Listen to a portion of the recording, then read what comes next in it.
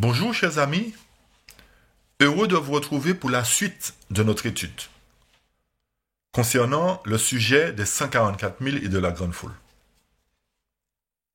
Nous avons montré dernièrement qu'il y a 4 vents qui sont retenus et que ces vents représentent le conflit de la loi du dimanche particulièrement.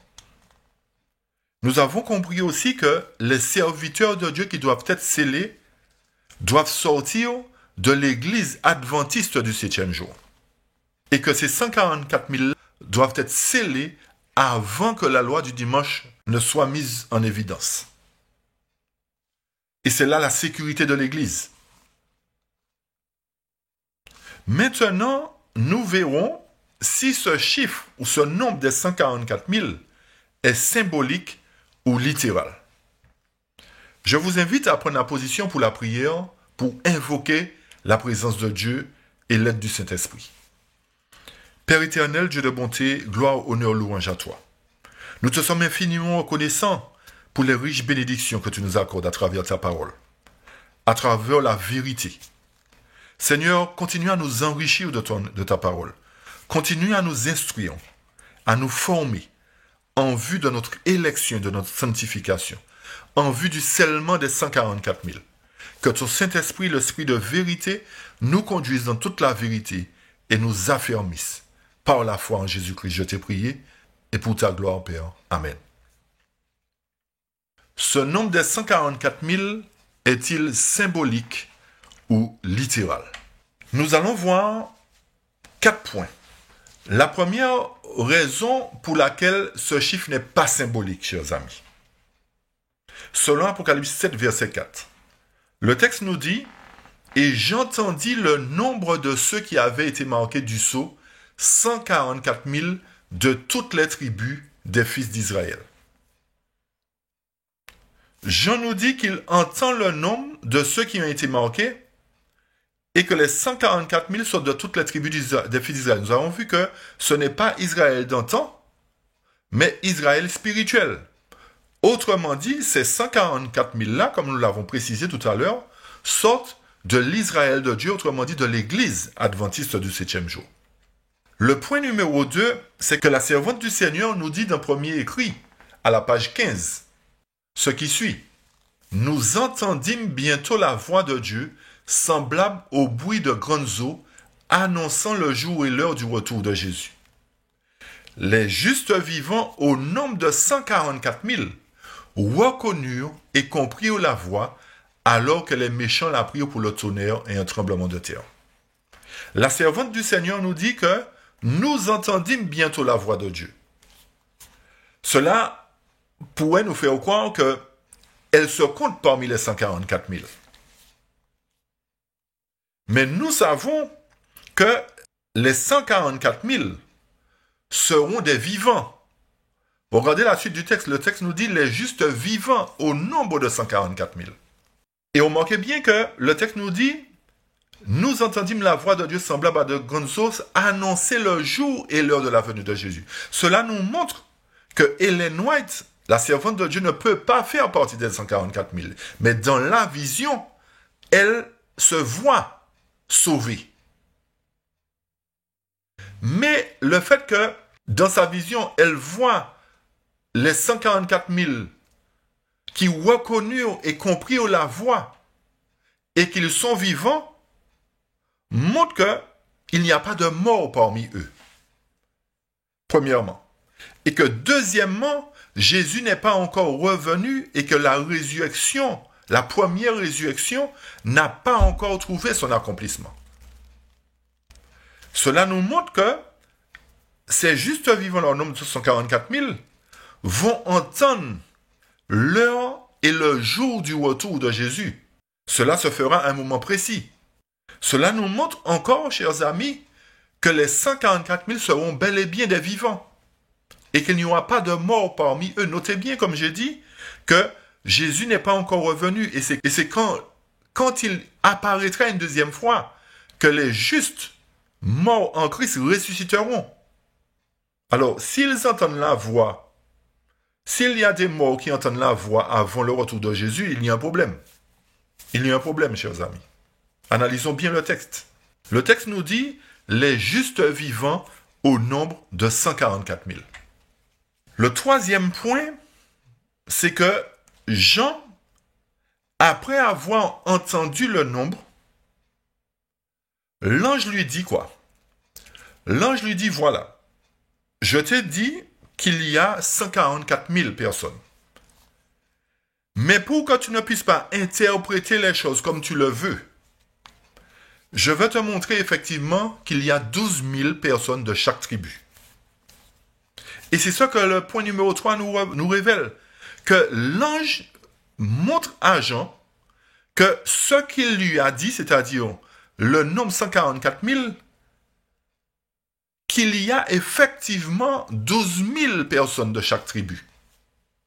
Alors, Jean ne peut pas entendre quelque chose, ensuite se retourner et voir autre chose, puisque l'ange lui confirme bel et bien que ce que je t'ai dit, je te le confirme, qu'il y a 12 000 de chaque tribu.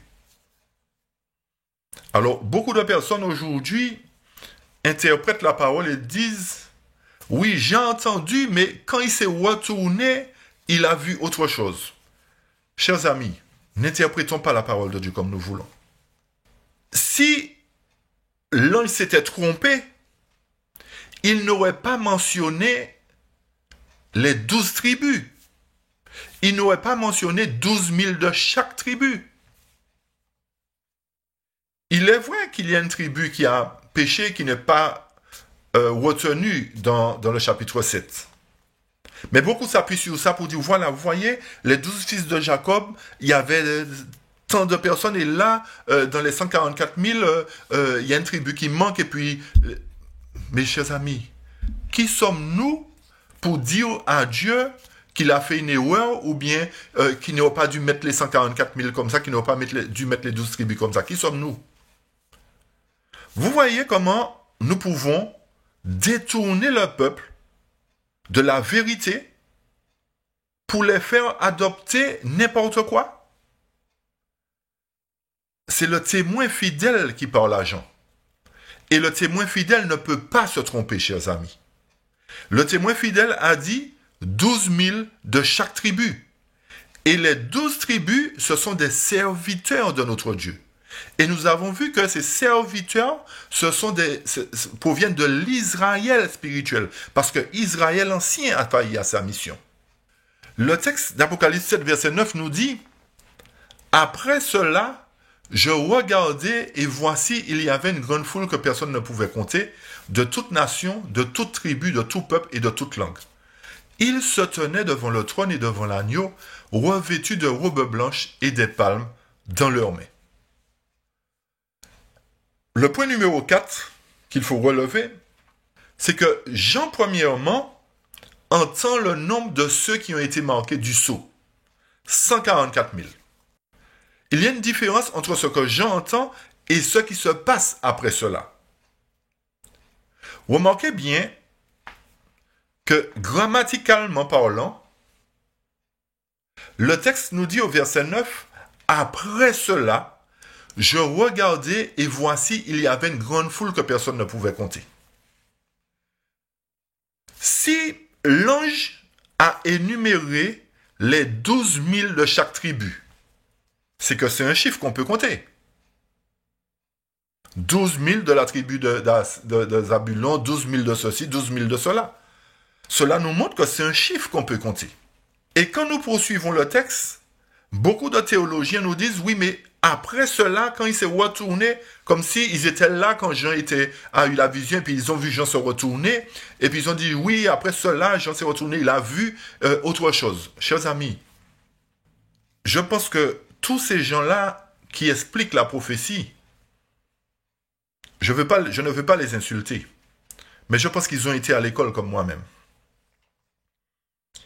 Et que quand on utilise le terme « après cela », cela nous montre qu'on ne parle pas de la même chose, mais qu'on parle d'autre chose.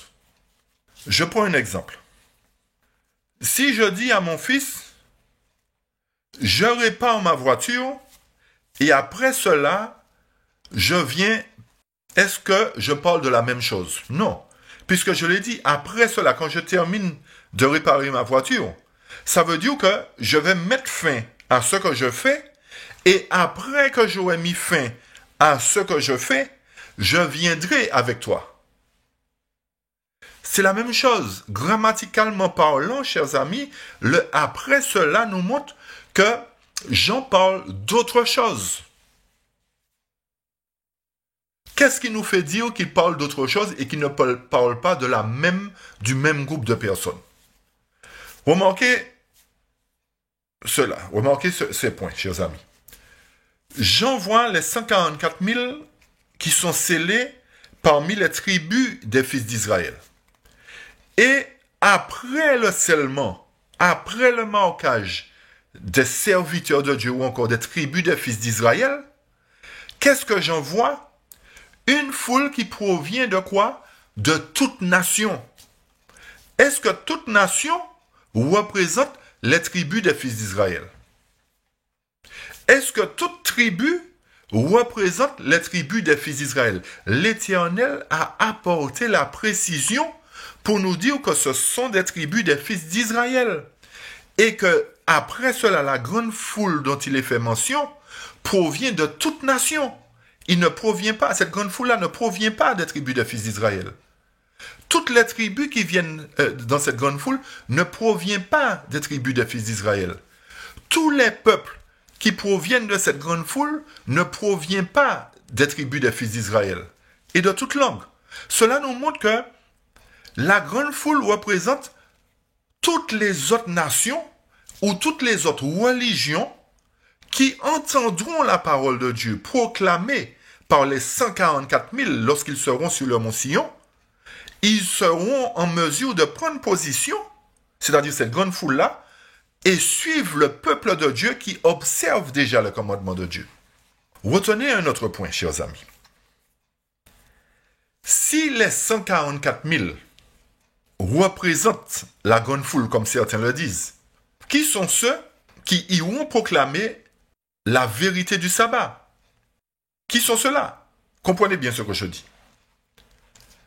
Si, lors du grand conflit concernant la loi du dimanche, effectivement, il y a un décret qui est voté, et que ce décret dira que si vous voulez acheter ou vendre, si vous voulez vivre, vous devez accepter la marque de la bête, c'est-à-dire la loi du dimanche. Nous savons, selon la parole de Dieu, qu'en contrepartie, il y a un peuple qui doit proclamer la vérité du sabbat. C'est-à-dire, proclamant aussi un décret. Si quelqu'un adore la bête et son image, il subira lui aussi les effets de la colère de Dieu. Cela nous montre, chers amis, qu'il y a deux groupes qui seront dans ce conflit. Un groupe qui observe le sabbat de l'Éternel et qui proclamera cette vérité du sabbat alors que le monde va déclarer ce sabbat aboli. C'est là qu'il faut comprendre, chers amis, véritablement l'importance des 144 000. Et cela nous montre que les 144 000 ne peuvent pas faire partie de la grande foule. Parce que parmi ceux qui seront dans la grande foule, il n'y a pas d'observateurs du sabbat. Parce qu'ils seront tenus de prendre position soit pour le sabbat, soit pour la loi du dimanche. Alors, s'ils sont tenus de prendre position, soit pour l'un ou pour l'autre, cela nous montre qu'ils ne peuvent pas, que les 144 000 ou que les adventistes ne peuvent pas faire partie de la grande foule. Cela est clair, chers amis, que les 144 000 seront bel et bien des adventistes qui proclameront la vérité du sabbat. Qui sont ceux qui proclament le sabbat aujourd'hui? Ce ne sont pas les adventistes? Qui proclame le sabbat? Frères et sœurs, soyons logiques. Soyons logiques. Ne laissons pas le diable mettre le trouble dans nos esprits. Soyons des gens réfléchis. Soyons des gens qui analysons les choses. Parmi la grande foule, il n'y aura pas d'adventistes. Parce qu'ils auront à prendre position soit pour le sabbat, soit pour la loi du dimanche. Alors forcément, comme j'ai dit tout à l'heure, il y a un peuple qui doit proclamer la vérité du sabbat pour que cette grande foule-là puisse prendre position. Il faut qu'ils entendent, qu'ils disent, voilà, eh bien maintenant nous avons la vérité, nous pouvons prendre position. Lorsque le décret sortira, il y aura des sauvés parmi la grande foule, puisque le texte nous dit, sortez de Babylone mon peuple pour ne pas prendre part à ces fléaux. Cela nous montre que lors de cette proclamation qui se fera au moment où la loi du dimanche sortira, c'est que nous serons en mesure de proclamer la vérité et qu'en même temps, il y aura effectivement ce décret. Cela nous montre que le message des 3 anges, ou encore le fait que les 144 000 soient sur le mont Sion pour proclamer le message des 3 anges, montre que cette proclamation se fera dans toute sa puissance lorsque la loi du dimanche sera mise en évidence. Mais tant que la loi de dimanche n'est pas mise en évidence, le message des 3 anges ne peut pas être proclamé avec puissance. Et notez bien, il doit être proclamé avec puissance par un peuple purifié, autrement dit les 144 000 scellés aux dernières heures de l'histoire de l'Église, ou encore les 12 000 serviteurs de chaque tribu des fils d'Israël. Chers amis, j'espère que ce point est clair pour chacun d'entre vous. Et qu'à partir de là, vous ne direz plus, si je n'ai pas fait partie des 144 000, je pourrais faire partie de la grande foule. Chers amis, réfléchissons attentivement et analysons tout ce qui vient d'être dit. Pour confirmer ce que je viens de dire, je vous invite à lire attentivement avec moi un passage qui se trouve dans un livre de méditation intitulé « Fils et filles de Dieu » d'Ellen G. White, daté du 22 décembre. Fils et filles de Dieu, c'est un livre de méditation, comme j'ai dit, en anglais, que vous pourrez trouver sur le site en anglais. Le texte nous parle d'Apocalypse chapitre 7, verset 9, concernant la grande foule. Je lis ce qui suit. Après cela, je regardai et voici qu'une grande foule que nul ne pouvait compter de toutes les nations, de toutes les familles, de tous les peuples et de toutes les langues, se tenait devant le trône et devant l'agneau, vêtus de robes blanches et les palmes à la main. Parmi les habitants de la terre, dispersés dans tous les pays, il y a ceux qui n'ont pas fléchi le genou devant Baal. Comme les étoiles du ciel qui n'apparaissent que la nuit, ces fidèles brilleront lorsque les ténèbres recouvriront la terre et l'obscurité totale les peuples. Écoutez maintenant attentivement. En Afrique païenne, dans les pays catholiques d'Europe et d'Amérique du Sud, en Chine, en Inde, dans les îles de la mer et dans tous les coins sombres de la terre, Dieu a en réserve un firmament d'élus qui brilleront encore au milieu des ténèbres, révélant clairement à un monde apostat la puissance transformatrice de l'obéissance à sa loi. Dès maintenant, ils apparaissent dans toutes les nations, parmi toutes les langues et tous les peuples.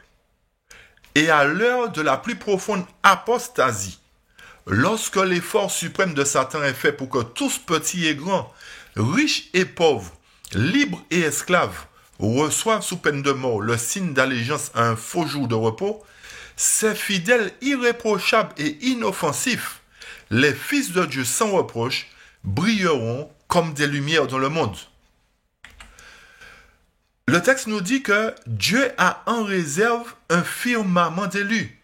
Et il nous dit que ces firmaments d'élus-là sortiront des nations païennes, en Afrique païenne, dans les pays catholiques d'Europe et d'Amérique du Sud, en Chine, en Inde, dans les îles de la mer, dans les coins sombres de la terre. Et le texte nous dit que ces élus-là, ces enfants de Dieu-là, seront à même de prendre position lors de la plus profonde apostasie, lorsque le décret sera mis en mesure, sera proclamé, et que tous petits et grands, riches ou pauvres, devront prendre position. Cela nous montre que ces enfants-là, ce peuple-là, cette grande foule, représente bel et bien des païens qui seront dans le monde, et lorsque le message sera proclamé ils seront en mesure de prendre position.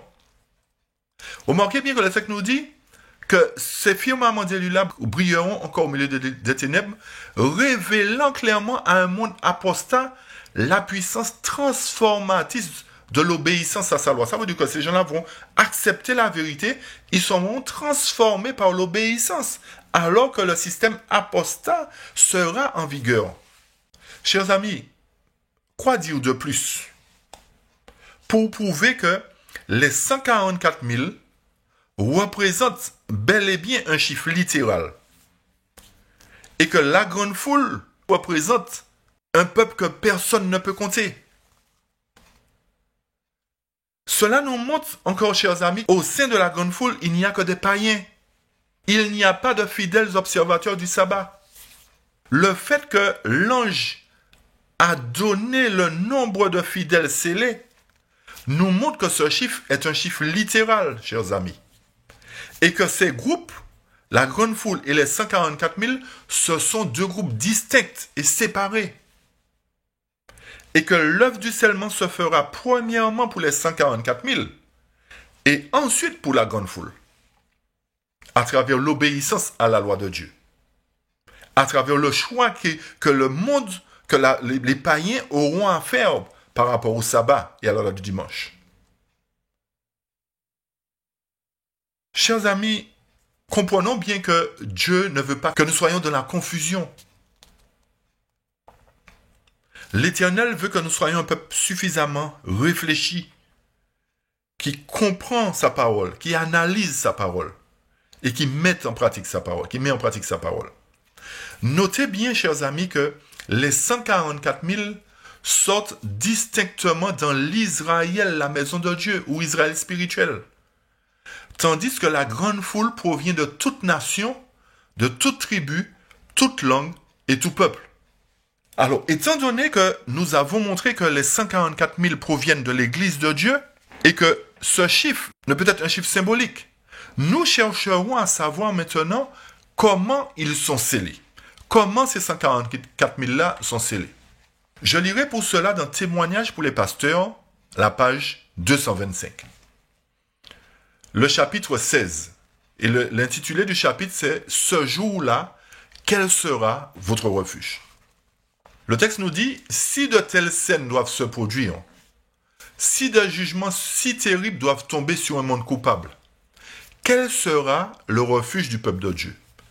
Comment sera-t-il protégé du passage de la colère?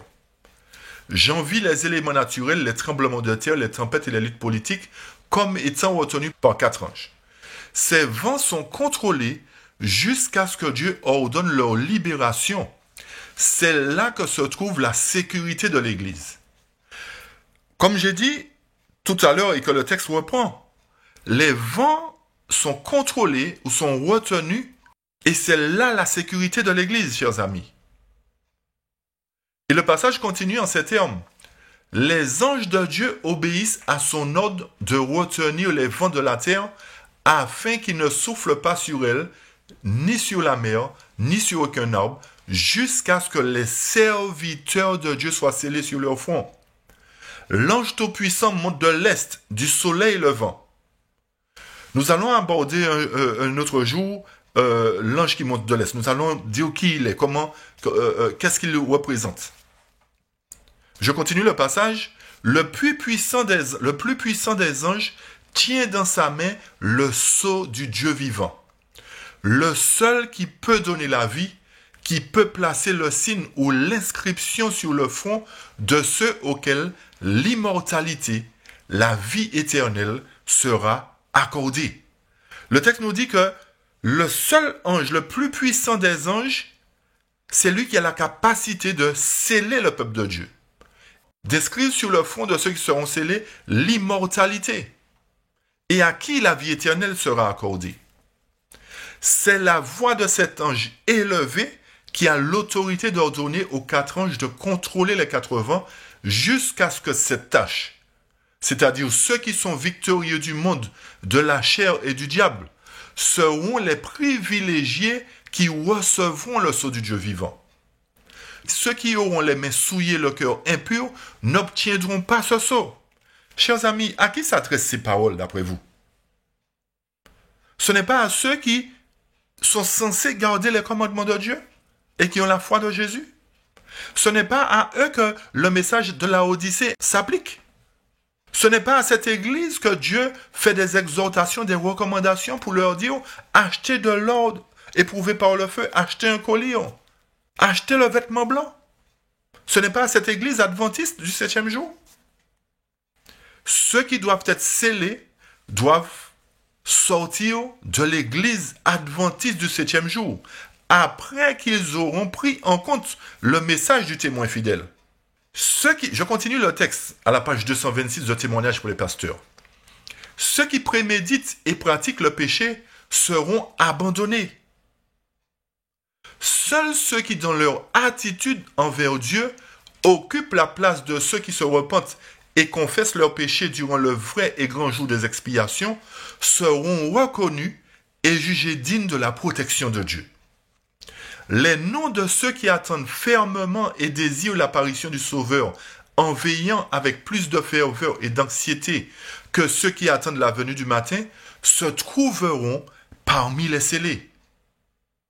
Ceux qui disposent de toute la lumière de la vérité qui brille sur leur âme et qui devraient agir en accord avec leur foi qu'ils professent, mais sont envoûtés par le péché, conservant toutes sortes d'idoles dans leur cœur, corrompant leur âme devant Dieu et souillant ceux qui s'unissent à eux dans le péché, auront leur nom effacé du livre de la vie et seront laissés dans les ténèbres de minuit, sans huile dans leur vase et dans leurs lampes. Pour vous qui craignez mon nom, se lèvera le soleil de justice et la guérison sera sous ses ailes. Et le passage, la servante du Seigneur continue dans la même page de témoignage pour les pasteurs. C'est pour vous dire que ce passage est très important, chers amis. La servante du Seigneur nous dit ceci.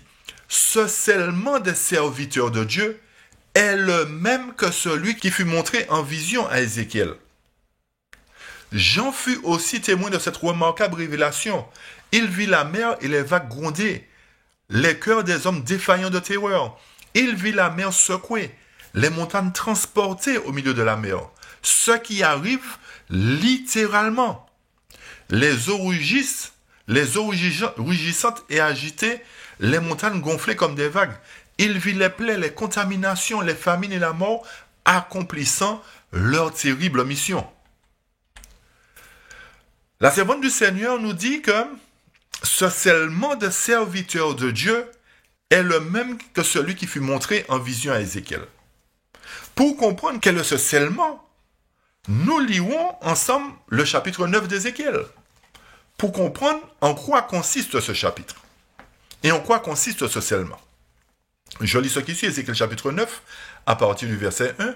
« Et il cria à mes oreilles d'une voix forte, disant, « Fais approcher ceux qui ont en charge de la ville, chacun avec son arme de destruction dans sa main. Et voici 6 hommes venaient du chemin de la porte supérieure qui est face au nord, et chacun son arme de massacre dans sa main. Et un homme était au milieu d'eux, vêtu de lin, avec à son côté un encrier d'écrivain. Et ils entrèrent et se tinrent près de l'autel de bronze. Et la gloire du Dieu d'Israël s'éleva de dessus le chérubin sur lequel elle était, et vint vers le seuil de la maison, et il appela l'homme vêtu de lin qui avait l'encrier, décrivant à son côté, et le Seigneur lui dit, « Passe au milieu de la ville, au milieu de Jérusalem, et fais une marque sur les fronts des hommes qui soupirent et qui gémissent à cause de toutes les abominations qui se font au-dedans d'elles. » Et il dit aux autres, moi l'entendant, passez par la ville après lui et frappez, que votre œil n'épargne personne, et n'ayez aucune pitié. Tuez entièrement vieux et jeune homme, vierges et enfants et femmes, mais n'approchez aucun sur lequel est la marque, et commencez par mon sanctuaire. Et ils commencèrent par les anciens qui étaient devant la maison. Et il leur dit, profanez la maison et remplissez les cours de tuer, sortez. Et ils sortirent et frappèrent dans la ville. Or, il arriva que tandis qu'ils frappaient, que je restais seul, je tombai sur ma face et je criai et dis, ah Seigneur Dieu, veux-tu détruire tout le reste d'Israël en versant ta fureur sur Jérusalem?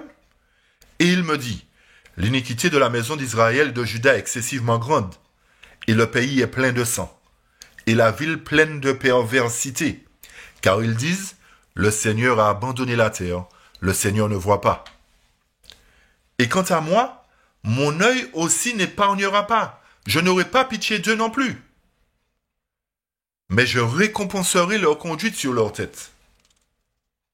Et voici, l'homme vêtu de lin qui avait l'encrier à son côté rapporta l'affaire disant, j'ai fait comme tu m'as commandé. Il y a plusieurs points qui se révèlent dans ce chapitre. Premier point, c'est qu'il y a 6 hommes ou 6 anges qui sortent du ciel, qui sortent du nord, plus précisément. Le nord veut dire quoi? Selon Ésaïe 14, verset 13, le texte nous dit « Car tu disais en ton cœur, je monterai au ciel, j'élèverai mon trône au-dessus des étoiles de Dieu, je m'assiérai aussi sur le mont de la congrégation, sur les côtes du nord. » C'est Satan qui dit dans Ésaïe 14 qu'il veut monter au ciel, qu'il veut monter sur les côtes du nord. Autrement dit, les anges qui sortent dans la direction du nord proviennent du ciel. Cela nous montre que ce ne sont pas des hommes qui viendront accomplir cette séparation ou accomplir ce massacre dans Ézéchiel 9. Parce que beaucoup de personnes ont déjà interprété tellement mal les Écritures pour dire oui, il y a des hommes qui vont venir avec des coutelas, des fossiles, etc. de choses pour séparer les gens dans l'Église. Chers amis, n'écoutons pas ce genre d'interprétation. Le nord, c'est le ciel. Et aucun homme ne peut sortir du ciel avec une mission. Si ce n'est que les anges. Ce sont les anges à qui Dieu a confié de séparer l'ivraie et le bon grain. Et le psaume 48, versets 1 et 2 nous apporte encore un élément concernant le nord, qui nous dit « Grand est le Seigneur et très digne d'être loué dans la cité de notre Dieu, dans la montagne de sa sainteté.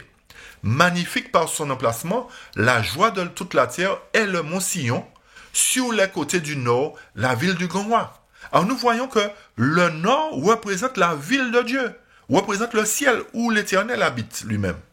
Et que ces 6 hommes-là, ces 6 anges plus précisément, sortiront du ciel sous l'ordre de Dieu pour accomplir leur terrible besogne. Le point numéro 2 nous montre que, effectivement, les anges sont parfois appelés des hommes. Et pour cela, Daniel 9, verset 21, nous apporte un éclaircissement. Le texte nous dit, « Oui, tandis que je parlais en priant, cet homme, Gabriel, que j'avais vu en vision au commencement, volant rapidement, me toucha vers le moment de l'oblation du soir. » Daniel nous parle de Gabriel comme étant un homme. Mais nous savons bel et bien que Gabriel est un ange. Ce n'est pas un homme. Et Jésus-Christ, à la page 78, au chapitre 10, nous dit, en réponse à la question de Zacharie, l'ange dit, « Moi, je suis Gabriel, celui qui se tient devant Dieu.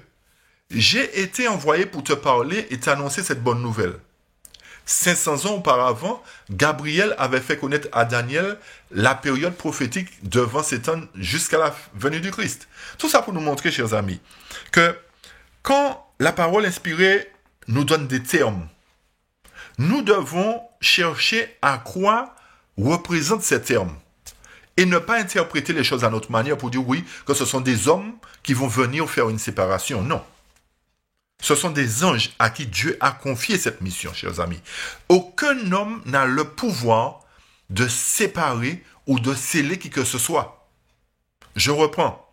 Aucun homme, quel qu'il soit, n'a reçu la mission de Dieu de venir avec une épée pour séparer ceux qui sont scellés ou pas. Remarquez bien que seuls les anges peuvent lire sur le front ceux qui sont scellés ou ne le sont pas. Cela nous prouve que ce sont bien ces anges-là qui feront la séparation, chers amis, que ce ne sont pas les hommes. Jésus-Christ, page 79, continue en ces termes et nous dit « La parole de l'ange, je suis Gabriel, celui qui se tient devant Dieu, montre qu'il occupe une haute position d'honneur dans les parvis célestes. » Un jour qu'il s'était présenté à Daniel, porteur d'un message, il avait dit « Il n'y a personne qui me soutienne comme contre les chefs ennemis, sinon Michael le Christ, votre chef. » c'est à Gabriel que faisait allusion le Sauveur quand il disait dans l'Apocalypse qu'il a fait connaître sa révélation par l'envoi de son ange à son serviteur Jean. Alors quand on parle d'homme Gabriel, ce n'est pas un homme, c'est l'ange Gabriel. J'espère que ce point est clair. Le troisième point que nous relevons du chapitre 9 d'Ézéchiel, c'est que parmi ces 6 anges, notez qu'il y a un seul qui marque le peuple de Dieu, ou qui scelle le peuple de Dieu. Parmi ces 6 anges, il y a un seul qui marque. Le point numéro 4, c'est que l'ange qui marque ou qui scelle reçut l'ordre de Dieu de sceller seulement ceux qui soupirent et qui gémissent dans Jérusalem ou dans l'Église. Remarquez bien qu'il doit faire une marque sur ceux qui soupirent dans l'Église, dans Jérusalem. Ce n'est pas dans le monde, chers amis. Cela nous montre que les scellés sortiront bel et bien de l'Église de Dieu. Alors tout cela pour répondre à la question où sont-ils scellés? C'est dans l'Église qu'ils sont scellés. C'est dans l'Église de Dieu. Le point numéro 5 nous dit que Dieu ordonne aux 5 autres anges de suivre celui qui a marqué ou scellé pour détruire tous ceux qui n'ont pas le sceau. Vous voyez que chaque ange a sa mission. Il y a un ange qui scelle et 5 qui passent pour détruire. Point numéro 6. L'ordre est donné de commencer dans l'Église qui est le sanctuaire de Dieu. Par qui? Par les anciens qui sont les dirigeants. Chers frères et sœurs, chers amis, il est important de tenir compte de ce que la parole de Dieu nous dit. L'ordre est donné aux anges de commencer dans l'Église de Dieu, de commencer la séparation dans l'Église de Dieu par les anciens. 1 Pierre 4, 17 nous dit, car c'est le moment où le jugement va commencer par la maison de Dieu. Or, si c'est par nous qu'il commence, quelle sera la fin de ceux qui n'obéissent pas à l'évangile de Dieu? Et si le juste se sauve à peine, que deviendront l'impie et le pécheur? Ce texte est clair, chers amis. Ce texte nous montre que le jugement d'Ézéchiel chapitre 9 va commencer par la maison de Dieu. Et c'est pour cette raison que Dieu nous lance cet appel de revenir à lui, de faire tout notre possible pour être scellés. Nous ne devons pas penser que nous sommes sauvés déjà, que nous n'avons rien à faire. Non. C'est bien de le dire. Mais il est important de comprendre que nous devons continuer à marcher d'une manière digne de la vocation céleste en Jésus-Christ. Qu'il est important que notre comportement reflète le caractère de Dieu. Qu'il est important que notre manière de nous habiller doit représenter Christ. Souvent, nous nous habillons n'importe comment et nous déshonorons l'autre créateur. Et pourtant, nous sommes chrétiens. Nous mangeons n'importe quoi et nous déshonorons notre créateur. Pourtant, nous avons la vérité. Le monde utilise cette vérité-là et nous guérit à travers la vérité que Dieu nous a donnée. C'est pas possible. Comment se fait-il? Le point numéro 7 nous montre que l'Éternel n'aura pas de pitié concernant les dirigeants. Parce que leurs attitudes ne sont pas convenables devant lui.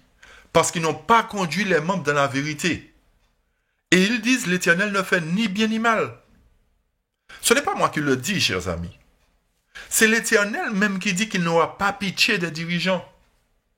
Alors, chers dirigeants, revoyez votre copie. C'est l'Éternel qui pointe du doigt. C'est l'Éternel qui dit les critiques. C'est l'Éternel qui montre les défauts du peuple. Nous sommes là simplement pour dire ce que la parole enseigne. Nous n'avons pas le droit de critiquer quiconque. Personne n'a le droit de critiquer quiconque. Mais, à travers la parole, nous sommes là pour dire, voilà, l'Éternel a dit ceci ou cela. Et nous devons nous conformer. C'est simplement ça. Nous devons arrêter toutes nos critiques qui font du tort aux autres, à beaucoup de personnes. Et nous devons dire la vérité telle qu'elle est en Jésus-Christ. Le moment est venu de dire la vérité. Le moment est venu de dénoncer l'erreur. Le moment est venu de susciter un véritable réveil, une véritable prise de conscience à travers ces exhortations de l'Éternel.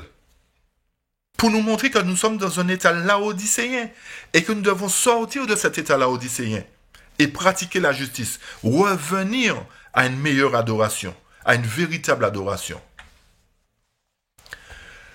Je lis maintenant un témoignage pour l'Église, volume 1, page 384-385, pour apporter encore plus de lumière concernant le scellement des 144 000. Écoutez bien ce paragraphe et enregistrez-le. Témoignage pour l'Église, volume 1, page 384-385. Le texte nous dit, « Le vrai peuple de Dieu, qui a à cœur l'œuvre du Seigneur et le salut des âmes, considérera toujours le péché dans sa terrible réalité. Il acceptera toujours que soient fidèlement et clairement révélés les péchés qu'il assaille si facilement. Il aura un sens aigu de ses fautes, écoutez bien, tout particulièrement aux dernières heures de l'histoire de l'Église, au moment où sont scellés les 144 000 qui doivent se tenir sans tache devant le trône de Dieu. Cela est tout particulièrement souligné dans la vision du prophète Ézéchiel, par les hommes qui avaient chacun leur instrument de destruction à la main. Il y avait au milieu d'eux un homme vêtu de lin, qui portait une écritoire à la ceinture. L'Éternel lui dit, « Passe au milieu de la ville, au milieu de Jérusalem, et fais une marque sur le front des hommes qui soupirent et qui gémissent à cause de toutes les abominations qui s'y commettent. » Qui se tient aujourd'hui dans le conseil de Dieu? Sont ceux qui couvrent les fautes de l'Église et murmurent en eux-mêmes, sinon ouvertement, contre ceux qui voudraient révéler le péché? Sont ceux qui sympathisent avec les pécheurs et qui s'opposent à l'œuvre de purification? Non, certes. S'ils ne se repentent et ne cessent de faire le jeu de Satan en critiquant ceux qui ont la charge de l'œuvre et en soutenant les mains des pécheurs, ils ne recevront jamais le sceau de l'approbation divine. Ils auront part à la destruction générale des méchants, représentée dans la vision d'Ézéchiel par les 5 hommes portant un instrument de destruction. Remarquez bien ceci. Les enfants de Dieu qui reçoivent la marque de la vérité écrite en eux par la puissance du Saint-Esprit, c'est l'œuvre accomplie par l'homme vêtu de lin, sont ceux qui soupirent et qui gémissent à cause de toutes les abominations qui se commettent dans l'Église. Leur amour de la vérité, de l'honneur et de la gloire de Dieu est tel, et ils ont un sens si aigu du caractère odieux du péché, qu'ils sont représentés comme étant en agonie, soupirant et gémissant. Qu'on lise le chapitre 9 d'Ézéchiel. Ce passage que je viens de lire dans Témoignage pour l'Église, volume 1 à la page 384-385, la servante du Seigneur nous parle de l'Église de Dieu qui subira les effets de la colère de Dieu à travers le massacre d'Ézéchiel 9. Ce n'est pas moi qui l'invente ceci, chers amis. Ce n'est pas une fable. Ce n'est pas une supposition. C'est quelque chose qui va se faire bel et bien. Relisez attentivement ce paragraphe, chers amis. Relisez-le attentivement. Le texte nous dit que le scellement des enfants de Dieu va se faire particulièrement aux dernières heures de l'histoire de l'Église. Au moment où sont scellés les 144 000. Chers amis, comment ne pas comprendre encore que ce scellement va se faire au sein de l'Église de Dieu et que c'est au sein de cette Église de Dieu, les Adventistes du 7e jour, que sortiront les 144 000. Il y a plusieurs points encore qui doivent ressortir de cela.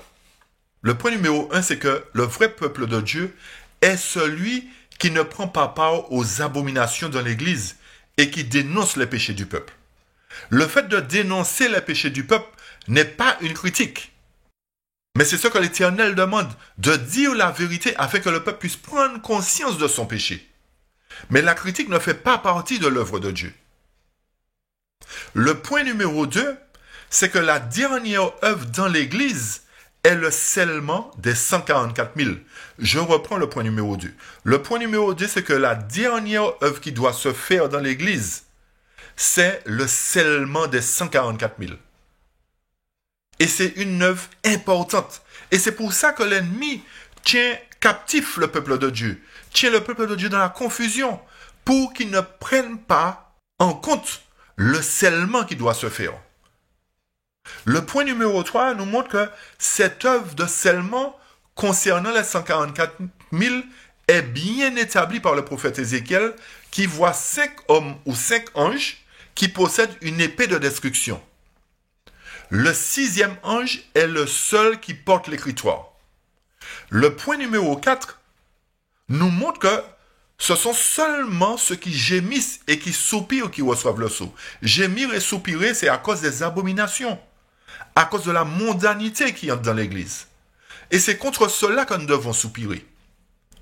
Le point numéro 5 nous montre que, selon l'inspiration que nous avons lue dans Témoignage pour l'Église, volume 1, page 384-385, la servante de Dieu nous demande de lire attentivement le chapitre 9 d'Ézéchiel. Alors, nous avons vu que ce chiffre est un chiffre littéral. Maintenant, nous verrons si ce massacre ou cette séparation dans l'Église est symbolique ou littérale. Je lirai dans un passage qui se trouve dans Manuscrit inédit, tome 1, à la page 241. C'est un livre que vous pouvez trouver maintenant. Manuscrit inédit, tome 1, page 241. Le texte nous dit: étudiez le chapitre 9 d'Ézéchiel. Ces paroles s'accompliront littéralement. Je reprends. Étudiez le chapitre 9 d'Ézéchiel. Ces paroles s'accompliront littéralement. Mais le temps s'écoule et les gens sont endormis. Ils refusent d'humilier leur âme et de se convertir. Le Seigneur ne sera pas patient plus longtemps envers ceux à qui a été révélée cette grande et solennelle vérité, mais qui refusent de les appliquer à leur expérience individuelle. Le temps est court. Dieu appelle. Écouterez-vous sa voix? Recevrez-vous son message? Serez-vous convertis avant qu'il ne soit trop tard? Bientôt, très bientôt, chaque cas sera décidé pour l'éternité. Le passage nous dit que Ézéchiel 9 s'accomplira littéralement. Cela nous montre qu'il y aura un massacre au sein de l'Église de Dieu, chers amis. Ce n'est pas moi qui l'invente. Relisez Message choisi, Témoignage pour l'Église, volume 1. Ces paroles s'accompliront littéralement, chers amis. Il y aura un massacre dans l'Église. Il y aura une séparation parce qu'il y a trop de personnes qui pensent qu'ils sont déjà sauvés, qui n'ont rien à faire et qui continuent à faire toutes sortes d'abominations, qui continuent à mener la mondanité dans l'Église, qui continuent à déshonorer Dieu par leur comportement, chers amis. Témoignage pour l'Église, volume 1 en anglais à la page 190 nous dit ceci au chapitre 33. Témoignage pour l'Église, volume 1, page 190 en anglais. Jeunes et vieux, Dieu vous teste maintenant. Vous décidez de votre propre destin éternel. Votre orgueil, votre amour de suivre les modes du monde, votre conversation vaine et vide, votre égoïsme sont tous mis sur la balance et le poids du mal est terriblement contre vous. Vous êtes pauvres, misérables, aveugles et nus. Alors que le mal augmente et s'enracine profondément, il étouffe la bonne semence qui a été semée dans le cœur.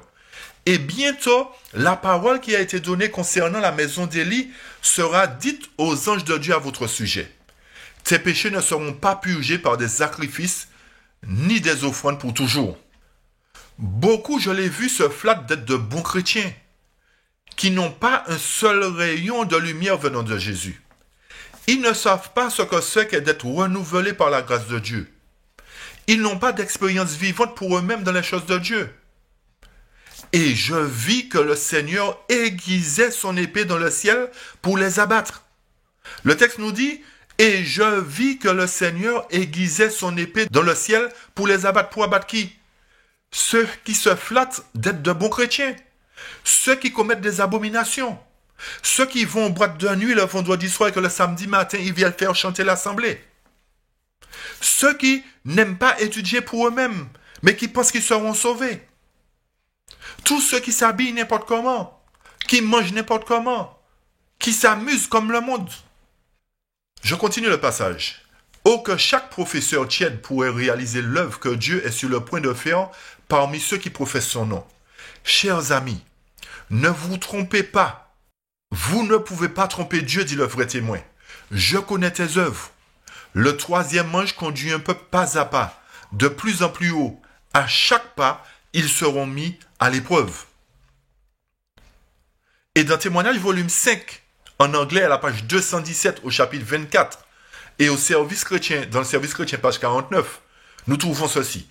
Je préférais prendre le passage en anglais parce que le service chrétien, il y a des choses qui ont été supprimées dedans. Le texte nous dit ceci. Je suis rempli de tristesse quand je pense à notre condition en tant que peuple. Le Seigneur ne nous a pas fermé le ciel, mais notre propre conduite continue nous a fait reculer et nous a séparés de Dieu. L'orgueil, la convoitise et l'amour du monde ont vécu dans le cœur sans crainte d'être bannis ou condamnés. Des péchés graves et présomptueux ont habité parmi nous. Et pourtant, l'opinion générale est que l'Église est florissante et que la paix et la prospérité spirituelle se trouvent dans toutes ses frontières. L'Église a renoncé à suivre le Christ son chef et se retire progressivement vers l'Égypte. L'Égypte, c'est quoi, chers amis? La mondanité. L'Église retourne résolument vers la mondanité. Pourtant, peu de gens sont alarmés ou étonnés par leur manque de pouvoir spirituel. Le doute et même l'incrédulité des témoignages de l'Esprit de Dieu envahit nos églises partout. Et c'est vrai, chers amis, de plus en plus, nous mettons de côté l'esprit de prophétie. Beaucoup de théologiens mettent en doute maintenant l'esprit de prophétie. Et nous disent qu'il ne faut pas utiliser trop l'esprit de prophétie. Comment on peut nous dire de ne pas trop utiliser l'esprit de prophétie? C'est la parole inspirée ou pas? J'ai du mal à comprendre ce genre de fonctionnement, chers amis. Et c'est ce qui est émis aujourd'hui. Pas trop d'esprit de prophétie. Un petit peu, mais pas beaucoup. Arrêtons de prendre Dieu pour un béni oui-oui qui va nous sauver malgré toutes les bêtises qu'on fait, malgré tout ce qu'on fait de mal, tout ce qu'on peut enseigner de mal. Arrêtons avec cela.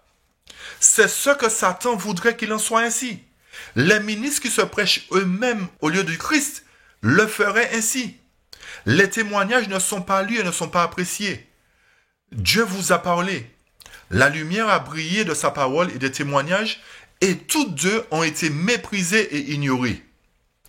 Le résultat est évident dans le manque de pureté, de dévotion et de foi sincère parmi nous. Que chacun pose la question à son propre cœur. Comment sommes-nous tombés dans cet état de faiblesse et de dissension spirituelle? N'avons-nous pas amené sur nous le mécontentement de Dieu parce que nos actions ne correspondent pas à notre foi? N'avons-nous pas cherché l'amitié et les applaudissements du monde plutôt que la présence du Christ et une connaissance plus approfondie de sa volonté? Examinez vos propres cœurs. Jugez de votre propre cheminement. Considérez quels associés vous choisissez. Cherchez-vous la compagnie des sages ou êtes-vous prêt à choisir des associés du monde? Des compagnons qui ne craignent pas Dieu et n'obéissent pas à l'Évangile. Le sceau de Dieu ne sera point apposé sur ceux qui ne s'affligent pas de leur misère spirituelle et qui ne gémissent pas sur les péchés des autres. Le Seigneur a donné des ordres à ses messagers, à ceux qui tiennent à la main un instrument de destruction. Passez après lui dans la ville et frappez, que votre œil soit sans pitié, et n'ayez point de miséricorde. Je lirai un autre passage qui se trouve maintenant dans Témoignage volume 2, à la page 73-74. Ce passage se trouve en français. Témoignage pour l'Église, volume 2, page 73-74.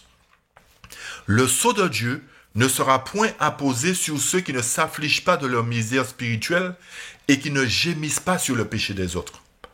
Le Seigneur a donné des ordres à ses messagers, à ceux qui tiennent à la main un instrument de destruction. Ce sont les anges, notez bien. Passez après lui dans la ville et frappez. Passez après qui? Après l'homme vêtu de lin, après celui qui marque, après celui qui scelle. Et il dit, passez après lui dans la ville et frappez, que votre œil soit sans pitié, et n'ayez point de miséricorde. Tuez, détruisez les vieillards, les jeunes hommes, les vierges, les enfants et les femmes, mais n'approchez pas de quiconque aura sur lui la marque, et commencez par mon sanctuaire. Ils commencèrent par les anciens qui étaient dans la maison. Ici, nous remarquons que l'Église, le sanctuaire du Seigneur, sera la première à éprouver les effets de la colère de Dieu. Les anciens, ceux à qui il a donné une grande lumière et qui ont pour devoir de veiller sur les intérêts spirituels de la communauté, ont trahi leur mission. Ils ont prétendu qu'on ne devrait point s'attendre à voir des miracles et des manifestations signalées de la puissance de Dieu, comme au temps de la primitive Église.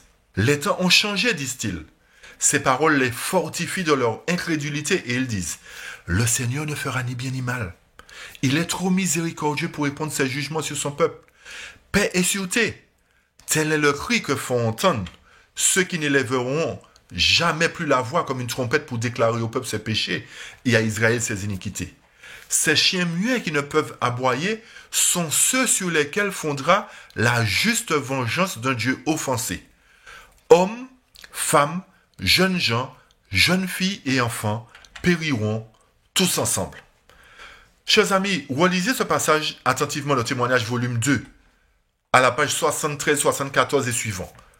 Et vous verrez véritablement qu'il y a une séparation qui doit se faire au sein de l'Église de Dieu. L'Éternel viendra par l'intermédiaire de ses anges frapper littéralement ceux qui ne sont pas conformes à sa parole. Et je vais lire un dernier chapitre qui se trouve dans Témoignage volume 8 en anglais à la page 249. Un manquement à l'honneur de Dieu.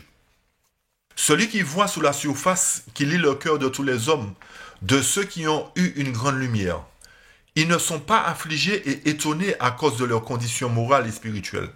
Oui, ils ont choisi leur propre voie, et leur âme se réjouit de leur abomination. Je choisirai aussi leur illusion, et je ferai venir sur eux leur crainte. Car quand j'ai appelé, personne n'a répondu. Quand j'ai parlé, ils n'ont pas entendu. Mais ils ont fait le mal sous mes yeux et ont choisi ce qui ne me plaît pas. Dieu leur enverra de fortes illusions pour qu'ils croient au mensonge, parce qu'ils n'ont pas reçu l'amour de la vérité pour être sauvés, mais ont pris plaisir à l'injustice. Le professeur céleste s'est renseigné. Quelle illusion plus forte peut séduire l'esprit que la prétention que vous construisez sur les bonnes fondations et que Dieu accepte vos œuvres, alors qu'en réalité, vous réalisez beaucoup de choses selon la politique du monde et que vous péchez contre Jéhovah. Oh, c'est une grande tromperie, une illusion fascinante qui prend possession des esprits lorsque des hommes qui ont connu la vérité une fois confondent la forme de piété avec l'esprit et la puissance de celui-ci. Lorsqu'ils supposent qu'ils sont riches et augmentés de biens et qu'ils n'ont besoin de rien, alors qu'en réalité, ils ont besoin de tout. Dieu n'a pas changé envers ses fidèles serviteurs qui gardent les vêtements impeccables. Mais beaucoup crient paix et sûreté, alors qu'une destruction soudaine s'abat sur eux. À moins d'une repentance complète, à moins que les hommes n'humilient leur cœur par la confession et ne reçoivent la vérité telle qu'elle est en Jésus-Christ, ils n'entreront jamais au ciel. Écoutez bien ce qui suit.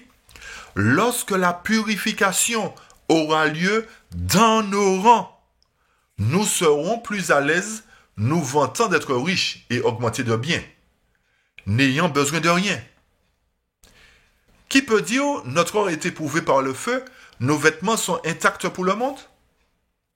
J'ai vu notre instructeur montrer du doigt les vêtements de la soi-disant justice, les dépouillant.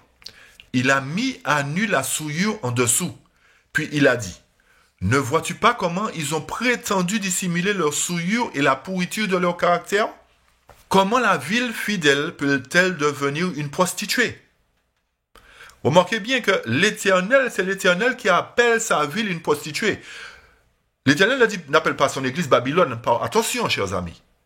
Mais l'Éternel appelle sa ville une prostituée parce que le peuple retourne en Égypte. Le peuple va vers l'abomination. Mais l'Éternel n'appelle pas son église Babylone. Mais l'Éternel exhorte son peuple à sortir du monde, à revenir à lui. Et je continue le passage. La maison de mon père est devenue une maison de marchandises, un lieu d'où la présence et la gloire divine sont partis. Pour cette raison, il y a de la faiblesse et la force manque. Chers amis, ce paragraphe est très fort et très puissant. Je prie Dieu que vraiment nous puissions analyser, approfondir cette étude et comprendre que l'Éternel nous appelle à être ou à devenir de meilleurs chrétiens, de fidèles observateurs du sabbat qui se tiendront sur la montagne de Sion pour proclamer la vérité du sabbat avec puissance. Si aujourd'hui nous ne sommes pas de véritables observateurs, chers amis, nous serons fauchés par l'épée de l'Éternel, par les anges qu'il a choisis en vue d'exterminer au sein de son Église ceux qui ne marchent pas selon la vérité.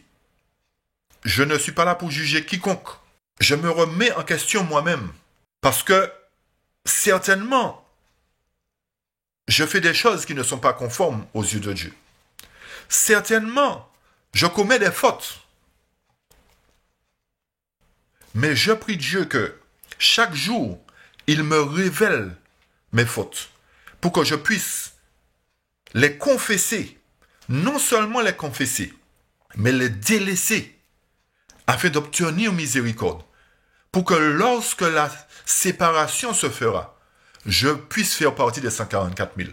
Je souhaite que ce soit votre vœu aussi, chers amis.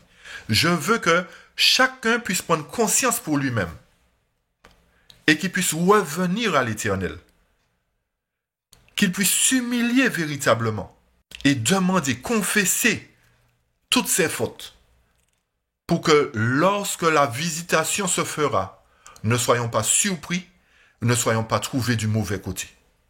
Que l'Éternel nous garde, qu'il nous bénisse, qu'il nous fasse grâce et miséricorde, et que son sang soit sur nous, et que son Saint-Esprit nous dirige. Amen.